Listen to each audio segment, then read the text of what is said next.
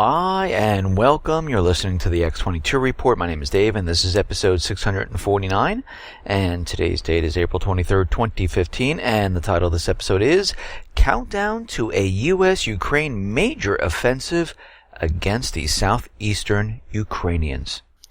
Let's get right into the economic collapse news. Now, we do understand that the European nations are having a huge amount of problems. We see a huge amount of austerity implemented on the people. We see these countries in a huge amount of debt. We see the economies of Italy, Greece, France, Portugal, Spain on the edge of a major depression. Other nations we see are teetering on a recession. We see Germany having problems. We see the UK having problems. And right now, UK is reporting that the UK retail sales unexpectedly fell in March. The retail sales figures suggest that the economy may have lost some momentum in the first quarter. Maybe what's happening is this is now spreading to other countries and the economy is not doing as well as the central bank and the government officials have been telling everybody.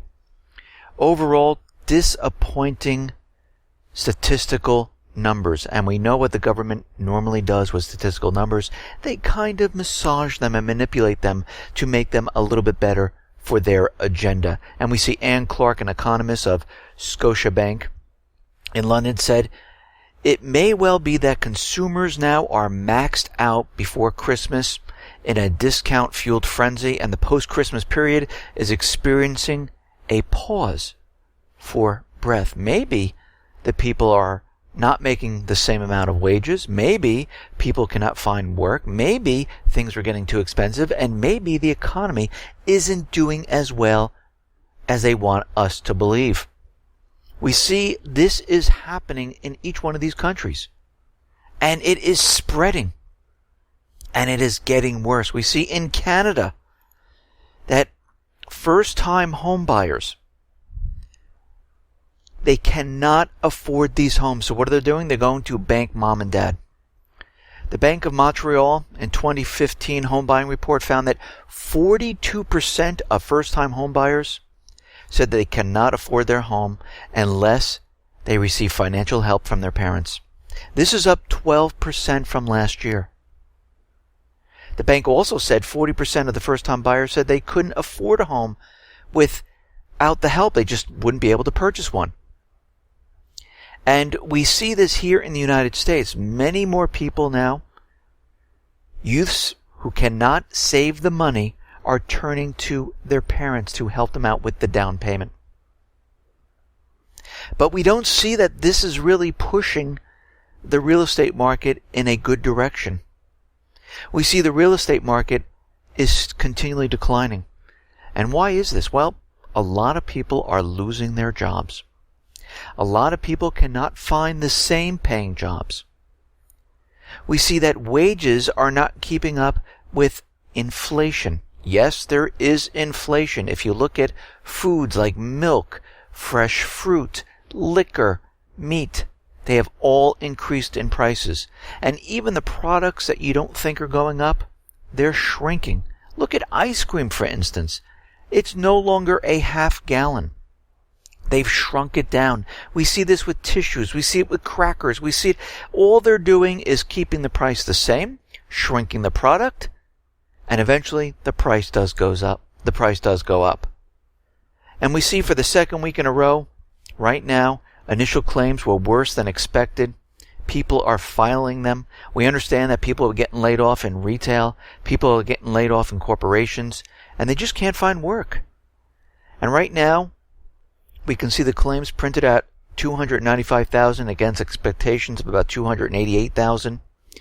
And right now, the initial claims is just bouncing up and down at the bottom level. They haven't gone anywhere in 6 months. And we can see that people here in the United States, they are living paycheck to paycheck.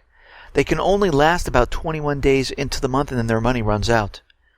And we can see that most of the people don't even have a savings. A third of U.S. citizens have less than $1,000 for retirement. When they were asked in a survey, they said, yeah, we cannot just save money right now. We can't save for retirement. And those people who have a retirement plan with the company have not saved anything else. They're just living paycheck to paycheck and hoping that is going to be enough. But we can see by the people who are retiring today, it isn't enough. 0% interest. Their retirement is not growing. They need to go out and get a part-time job. Food is going up, and it's getting harder and harder for these people to survive. And the real estate market here in the United States, of course, yesterday we had the report that existing home sales skyrocketed. And again, it doesn't make any sense whatsoever. And we see what they're trying to do. Cash sales, investment sales, a new program. But what's very odd is that new home sales has completely tumbled by most in almost 2 years. We see new home sales dropped 11.1% month on month. This is the biggest since July 2013. Sales of new homes collapsed 33.3% in the Northeast, and the South saw new home sales crash 15.8%. And this had nothing to do with the weather. So what are we seeing? We are seeing that people are not going out and purchasing. They don't have the ability to do so. And the only purchases that are being made now are 0% down, investment companies, and cash sales. One of the most disturbing charts for the new housing normal is this. Median price of a new home is just shy of all-time highs, while the actual number of new homes sold is just shy of all-time lows. And what we're seeing with these new prices, where people are saying they're continually going up, well, they're starting to fall. We're starting to see the prices come down. We're starting to see people having a tougher and tougher time selling their homes. They're on the market longer and longer. And we're coming into the hot season of real estate, and we're going to have to see how this plays out. Because right after August, after this bump in this period right here, real estate is just going to crumble to pieces. People will not be able to sell their homes. As more and more people get laid off, as more and more people can't find that work, it's just going to completely fall apart.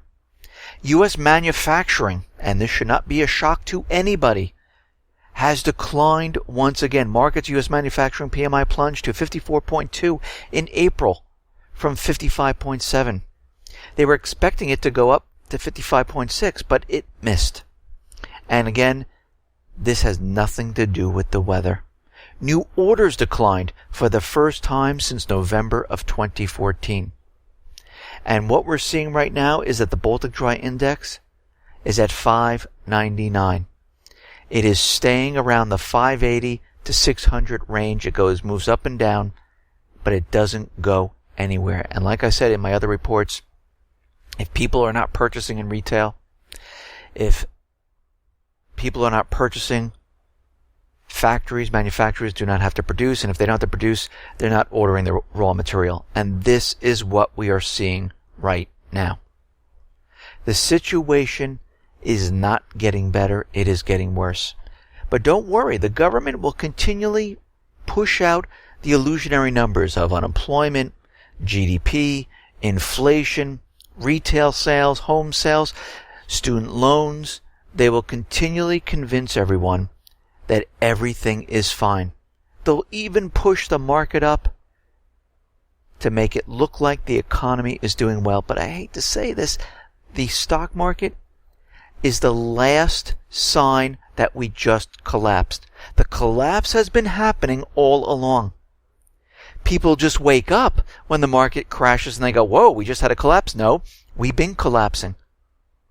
You're at the tail end. You just woke up. And now it's too late for you. You were not prepared for what was coming. We saw this in 2008. Leading up to that, we saw problems, one after another. Going from 2007 to 2008, real estate started to slow down, sales started to slow down, traffic dried up. We saw problems with corporations. They started laying off people. There was a subprime problem, but again, the U.S. government central bankers continually told us that everything was just fine. In secret, they were bailing out certain companies. And then what happened in October? Everything just fell apart. Well, it was happening all along. That was the last signal. We're seeing the same thing occur right now. Russia and Argentina, they finally signed that $5 billion energy deal. And they're going to put in developing hydroelectric, nuclear, and fossil-based energy, as well as to consider using each other's currencies in trade, completely bypassing the dollar. So the dollar is not going to be involved, and we know the Latin American countries are looking to get away from the dollar. They don't want to have anything to do with the dollar. And of course, this is why John Kerry wants to have talks with Venezuela and say, whoa, just a minute here. We don't want you pivoting to Russia and the BRICS system. I mean, these sanctions and, us calling you a national security threat, we should talk about this. But I don't think these countries are going to look at the United States. I think they're going to look away and go with Russia and China. And this is exactly what we are seeing. Now, here in the United States, we see Obama continually trying to push the TPP. He wants this passed. They are pushing it this week. They're trying to fast track it. And again, this is not for the American people. The U.S. Trade Representative, the federal agency responsible for negotiating trade treaties, has said that the details of the TPP are classified due to national security. Really? The trade agreement is top secret? But it's not only being hidden from the American people.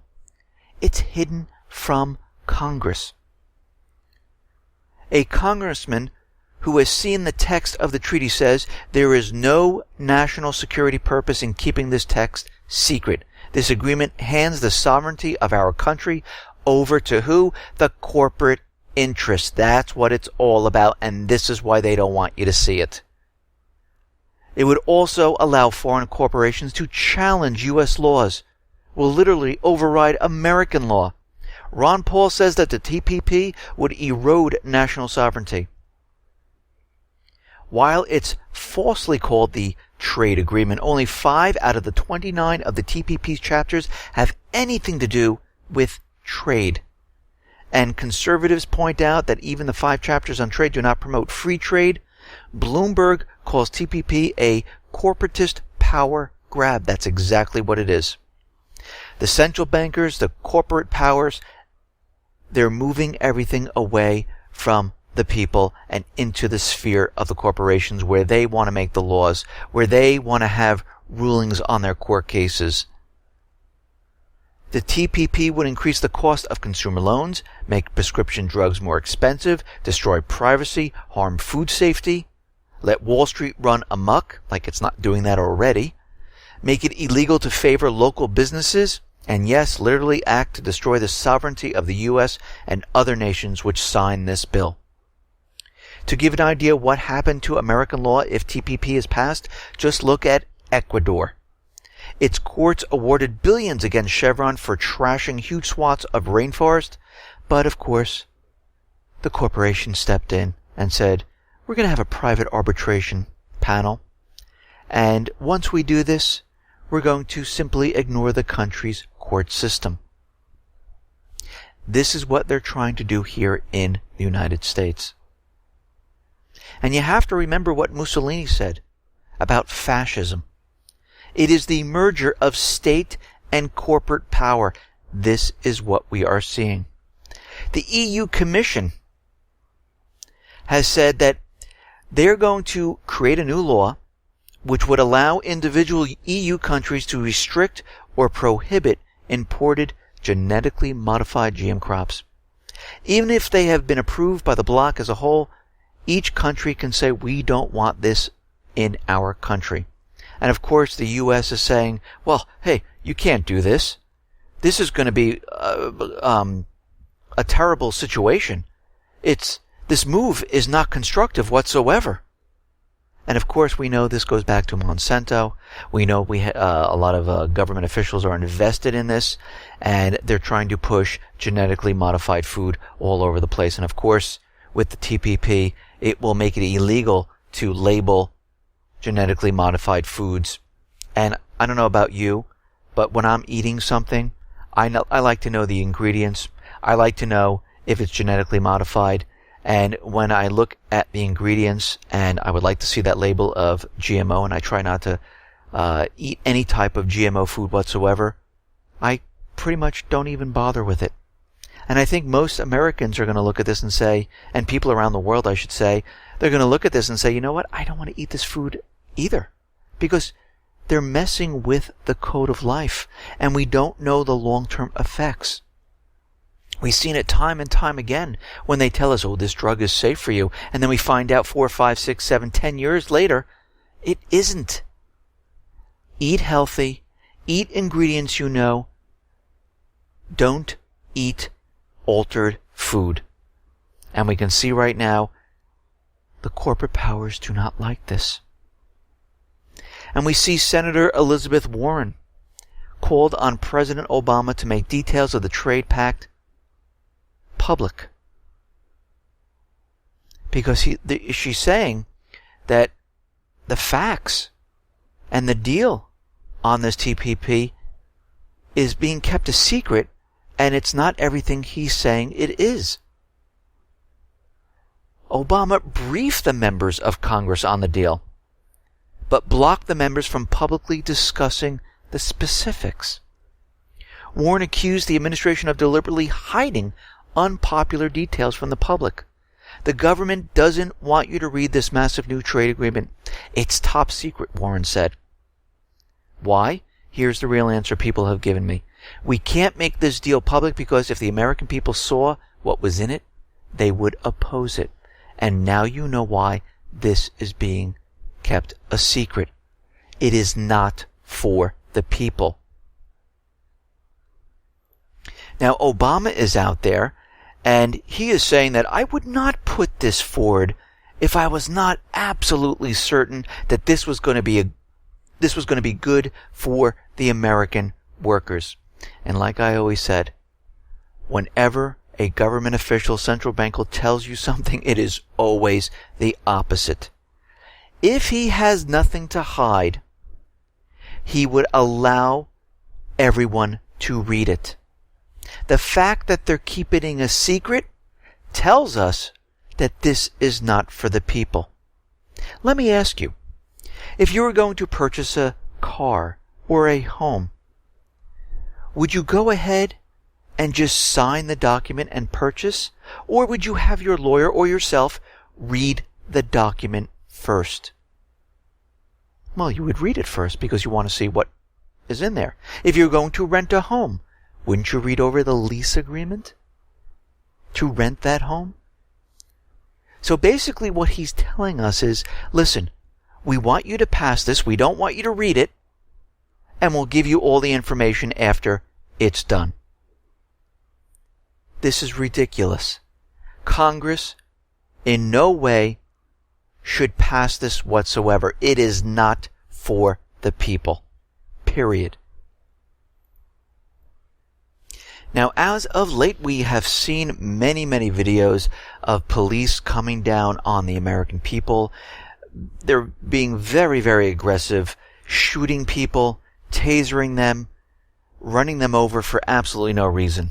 And out in Colorado, there's a bill in Colorado that is just passed in the House of Representatives, and this bill says the following: that they will fine a cop $15,000 for interfering with citizens who film them. And this is House Bill 15-1290. And this should be passed in every single state, because we need to keep an eye on what the police are doing. I mean, look at that man that was shot, and the police said, oh, he was coming at me. They planted a taser next to him. They were all in agreement, and then all of a sudden, the video appeared, and it showed they were completely lying about what really happened. And if they're not worried about this, just follow. I mean, I remember a time when the police were there to protect. They knew the neighborhood. They talked to the people. They lived there. Their kids went to the same school. They were part of a community. Today, it doesn't seem like that whatsoever. It seems that we've gone the total opposite way. And they're all becoming militarized. They're getting ready and using their new training out in the field to control the American people. This is what we are seeing right now.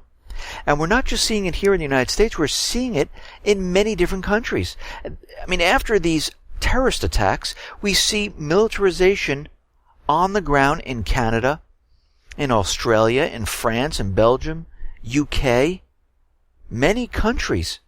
France is still on high alert. They're continually saying they have stopped more terrorist attacks. So this is why we need to keep the military on the ground.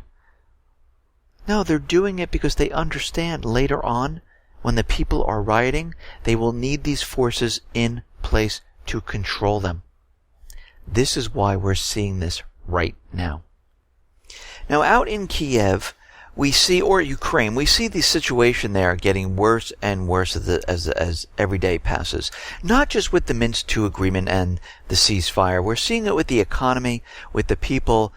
They're pretty much fed up with the entire system. Right now, thousands of miners are protesting in central Kiev.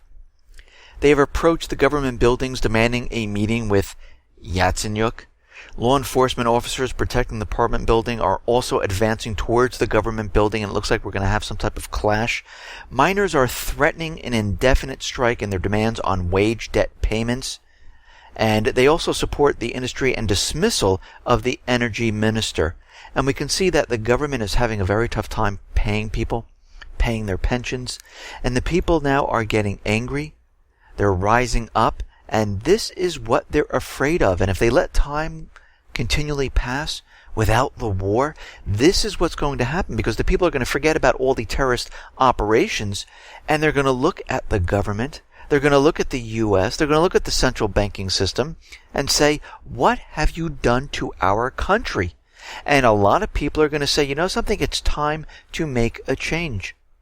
While all this is happening, what is Ukraine doing? They're getting ready for an offensive. We see Poroshenko says that the nationwide referendum will decide if Ukraine joins NATO, because that is part of the plan, to become part of NATO. They've already joined the EU, and now all they need to do is get the southeastern region and Crimea back. If they start a war in the process, so be it. It's the risk the central bankers are willing to take. They're willing to take that risk in sending you, your brother, your cousin, your friend to the front lines to die for their cause. And their cause is paper and ink. The control of you. We see the U.S., the paratroopers are in Ukraine at this moment, and they're saying that they're there to train the National Guard on skills and without weapons.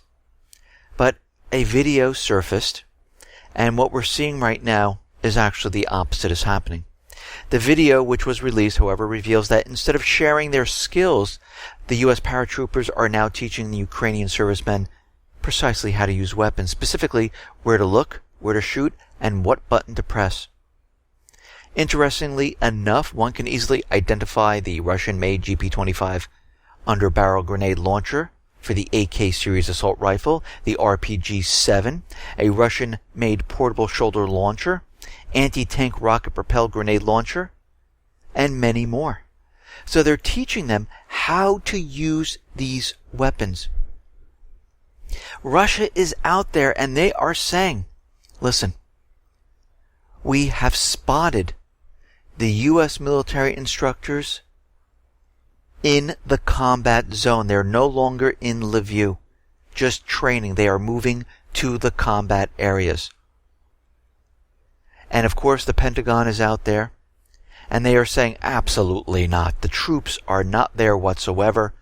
They are there just to advise and train. That is it. And of course, the U.S. State Department is now accusing Russia of a military buildup along the Ukrainian border. Now, we've seen this before, and there's a pattern here. Every single time the U.S. comes out and tells everyone that there's a Russian buildup, and we know this is all complete propaganda, what they are doing is they're deflecting what's really going on inside of Ukraine. And what's really going on is that there is a troop buildup and an arms buildup on the Kiev U.S. side. And they want everyone to be confused. And basically what this is, they're deflecting everything off of them and onto Russia. Of course, they have no proof. They have no satellite. They have no video. They have absolutely nothing. But they're going to use this and continually use this to convince everyone that this is happening, because they want all eyes off of what they're really preparing. Secretary of State John Kerry has urged Russia to remove their forces from eastern Ukraine and press Ukraine separatists into observing the ceasefire. Kerry insisted Russia pull troops from eastern Ukraine. The U.S. says Russians provide heavy weaponry and training to Ukraine rebels, and they're operating surface-to-air missile sites. You can see they're already starting the propaganda to deflect in what they are really doing. Of course, they didn't give any satellite imagery. They haven't given any pictures. They're just out there saying this. And they're saying that this completely violates the Minsk II agreement, having Russia with soldiers, Russia bringing in military assets, and they're already starting the propaganda of why the Minsk II is now being violated. And of course the OSCE is out there who are monitoring the borders. Now they have about 500 OSCE officers monitoring the situation, and they're saying absolutely not. I mean, if we count back all the times the U.S. and Kiev has told us that Russia's invaded, they have run out of room, and there is so much equipment and soldiers in this area, satellites would pick it up with absolutely no problem. And again, we have to remember, U.S., Germany, Kiev, and other nations continually fly over the borders under the Open Sky Treaty. They find absolutely nothing. This is all to deflect everyone what is really coming. And they've already started the propaganda. And every time they've done this before, guess what? We've seen an offensive, and they're getting ready to do this right now. Now, Russia is out there, and they have joined together with China, with Iran, and other countries. And we can see they are basically opposing NATO. And they're meeting in Moscow. And what they're saying is that Washington right now is creating a new Iron Curtain. Basically what they're doing is they're surrounding Russia. The Pentagon's goal is to neutralize any defensive responses from Russia and other European powers to use a ballistic missile attack, which could include a nuclear first strike. Washington does not want to allow Russia or others to have a second strike capability, or in other words, have the ability to respond to any attack by the Pentagon. And we see right now that they are definitely setting up a missile shield, and it is surrounding China out in the Pacific, because we have missiles in Guam. They want to put it in Korea, in South Korea. We see they're moving to a different location in Japan, but there's troubles out there. But they do have a missile site in Australia. They've set up missile sites and bases, and they are completely surrounding China, containing them. Obama used that word that China is contained. We see that they are setting up the missile shields and bringing in military assets all along the front surrounding Russia. They are creating a situation where they can basically knock out, at which they hope to knock out, a ballistic firing. Once the U.S. fires on Russia, they think they have the ability to stop the secondary firing from these countries. And you have to remember, their weapons, they don't fly in a straight pattern. They maneuver, they weave, and the equipment that the U.S. has now has only been developed to shoot down a ballistic missile that is flying in a straight trajectory. And this is where the problem's going to occur. And we have to remember, we're not going up against Yemen, Iraq, Lebanon.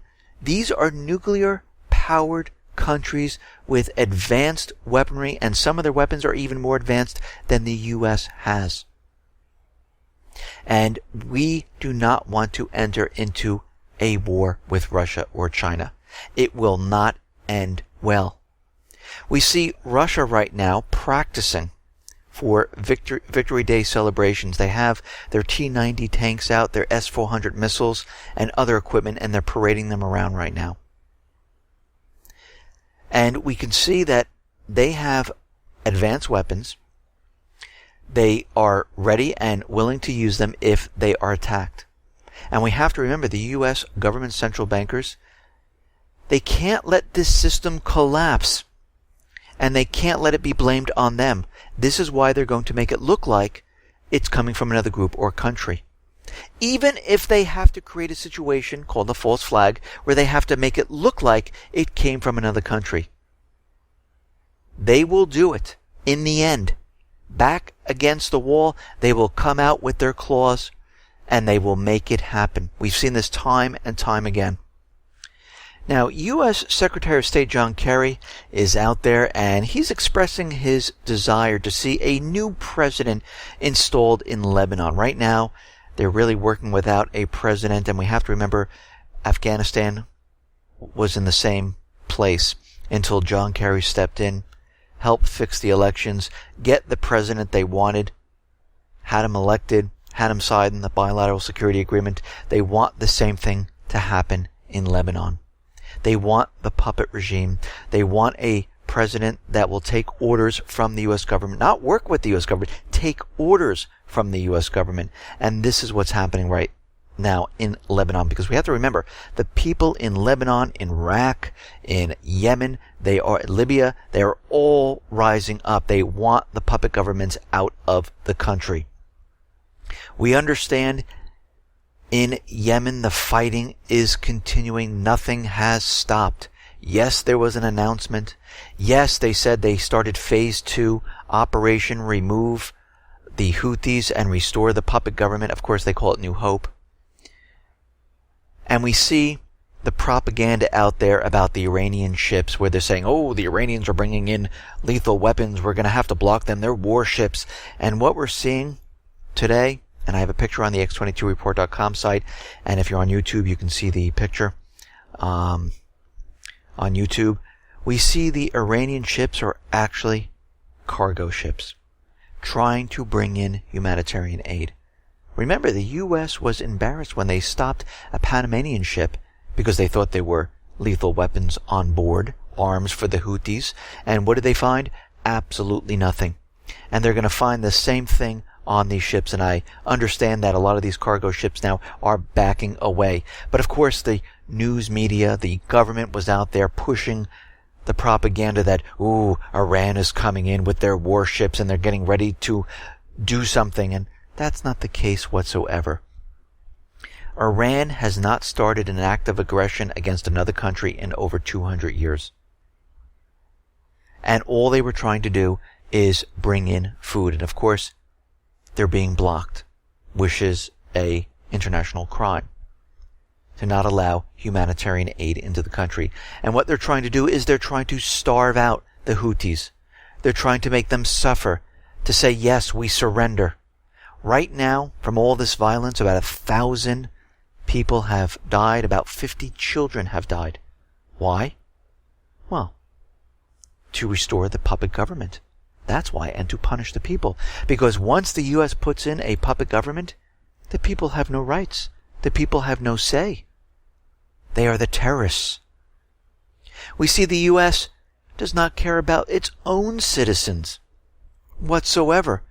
We see the U.S. State Department, Marie Harf, is out there saying, hey, listen, you U.S. citizens that are in Yemen, you're on your own. You will have to make a dash to another embassy. We are not coming in to get you. But we do have ships parked right outside. But guess what? No evacuation. They don't care about the American people. The American people are on their own. This government is not for the people. They're making it perfectly clear. And basically, who's been rescuing and evacuating not just Americans, but other nationals in Yemen? It is Russia. Russia is on its 5th flight into Yemen. Why can't the United States do this? What would be their reason? They don't have a good one whatsoever. Nothing.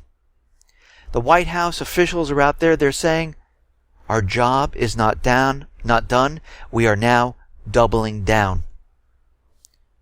Most likely, because we can see they're getting prepared for some type of ground invasion. Because the bombing has not helped the situation whatsoever. The Houthis didn't give up. The Houthis are saying, listen, stop the bombing. We will come to the table and we will speak to you. And we can see right now, Saudi Arabia is warning, listen, we will continue the bombing unless the Houthi militia stop their aggressive moves. The only reason they have aggressive moves is because they're being bombed. You invaded a country that didn't attack you just to restore the puppet government. That's it. That's what's going on in Yemen. It has nothing to do with anything else. That is the mission. But if you notice in the corporate media, the U.S. government, they can't explain why they're going into Yemen.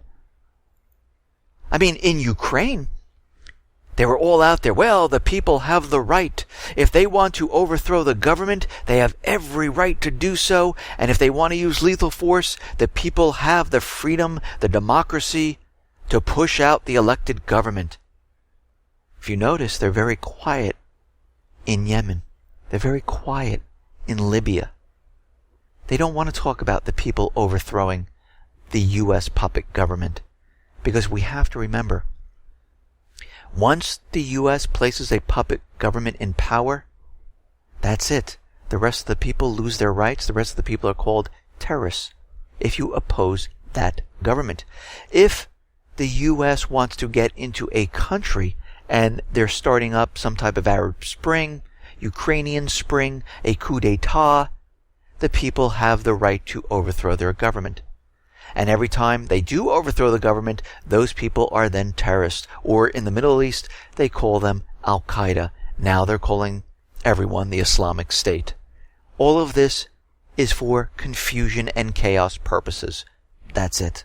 Russia is out there and they are saying a ground force operation in Yemen would be catastrophic. This would not be good. It will only worsen the crisis. It will not help with a political solution. Listen, we know how the U.S. government central bankers work. When they go to talks, if those people who know what I'm talking about, and you've seen Star Wars, which I think most of the people have seen, you know what a Sith is. Siths deal in absolutes. It's the same with the U.S. government. It's absolutes. You do it our way, or that's it. There's no gray area. It's the same exact thing. So when they go to the talks, they're going to say, you will give up. We will take back the country. We'll let you live there. And you will not attack anymore. And everything will go back to the way it was. We saw it in Ukraine.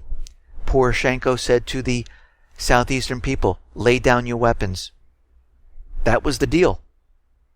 They deal in absolutes. We see now that the House has passed the cybersecurity bill, CISPA, which now takes away more of your rights. All your private information the corporations have will be sent to the government. And once the president stamps the approval on it, it will become law. And privacy is out the window, and the government does not care about the Bill of Rights, the Constitution anymore. They are not working for the people. The FBI now is warning law enforcement on hacker attacks. The FBI sent a warning to law enforcement and other public officials on Tuesday to be on guard. Law enforcement personnel and public officials may be at an increased risk of cyber attacks because of all the videoing of the police officers shooting people, running them over. It's all over social media, and they're worried that these same people now are going to cyber attack and go after these police officers. You can see what they're doing here. They're doing something wrong, and they're trying to shift away from what's really happening. We also have a warning from the FBI about in-flight hackers on airplanes. Airline crews are being asked to keep their eyes open for suspicious activity after a recent report suggested that hackers might be able to take control of an aircraft. Now, of course, they have no proof of this. This was put out there as propaganda. Do you really think the airliners, their network for the passengers is connected to the flight controls of the plane? This is what they're worried about. Someone coming on board, plugging something in, and using it. It's almost like those terrorists that came on board with box cutters that took over the planes. It makes no sense. This is propaganda. They're pushing fear once again.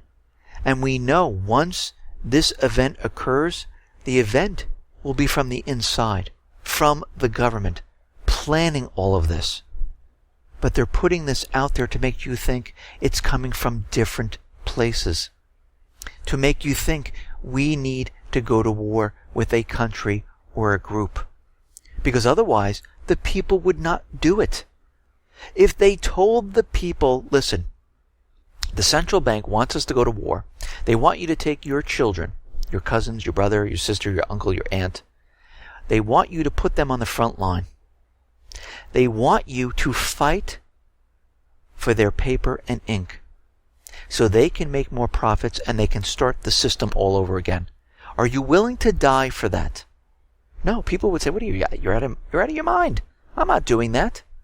But if they create a situation and tell the country that this group or another country is after our freedoms, after our way of life, and this is why they attacked the United States and brought the financial institutions down, people will say, well, maybe I'll go out and fight, and this is what they're trying to do. And this time, the event is going to have to be much, much bigger than we've seen in the past. Because they need to convince a nation to do something they normally wouldn't do. They need to get them angry enough, upset enough by losing their life savings, by having people die in maybe explosions in the cities, by the country going dark because of a cyber attack, by cutting off the banking system to every single person, and blaming this on another group or country. We are headed down this path. And we will eventually see this event occur. When will it be? I don't have a crystal ball. But what we do is we look at the indicators. We look at what the government is doing. Forget what they're saying. That's lip service. Look at their actions. This tells us exactly what they're doing. We can see in Ukraine exactly what they're doing. We can see in the Middle East exactly what they're doing. And we can see from this point going forward what they've been building up to. This is why they're continually putting out all these warnings about Islamic State, Russia cyber attacking, North Korea cyber attacking. I mean, it's linked to many different agendas to pass certain laws, like the cybersecurity bill. This is why we saw all of this occur with Target, Neiman Marcus. And if the president puts his approval on this and the Senate passes it, guess what? You'll never hear it again. It'll just disappear, almost like when the DHS was fighting for their budget. Remember all those warnings? They just disappeared as soon as they got their budget. So there's many different agendas. But here we can see they're running out of time. The situation is getting worse. The economy, not just here in the US, but throughout Europe, Canada, Australia, they're all starting to crumble and fall apart, and they know this. Their schedule was to be completed by 2008. We're in 2015. They're holding the system together as best they can until they get this event started. And this is exactly what they are doing. And when they do have this event and the system comes down, the Fed, the central bank, the government will step in and say, listen, we're going to start printing once again, creating money to save the system.